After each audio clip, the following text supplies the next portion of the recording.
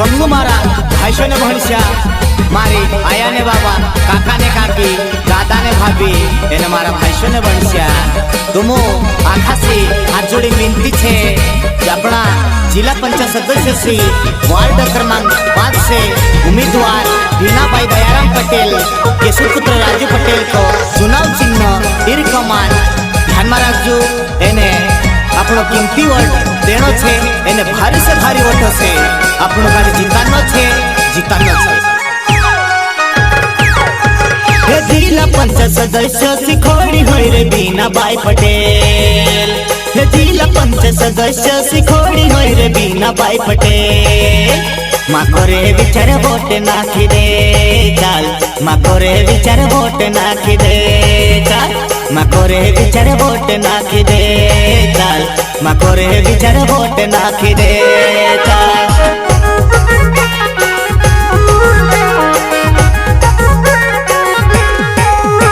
हे जिला पंचायत सदस्य सिखोड़ी होई रे वीणाबाई पटेल, हे जिला पंचायत सदस्य सिखोड़ी होई रे वीणाबाई पटेल। माको रे विचार वोट नाखी दे चाल, माको रे विचार वोट नाखी दे चाल, माको रे विचार वोट नाखी दे चाल, माको रे विचार वोट नाखी दे चाल।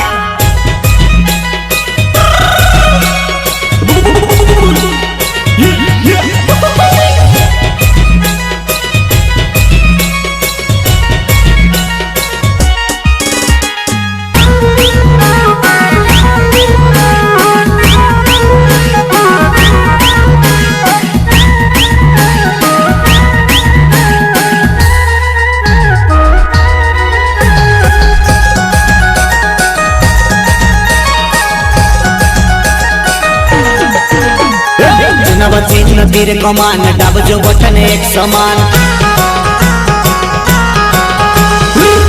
चिन्ह तीर कमान डब जो बटन एक समान। मारो तारी मारी मारा भाई एकता करो आदिवासी मारा भाई, मारो तारी मारी मारा भाई एकता करो आदिवासी मारा भाई।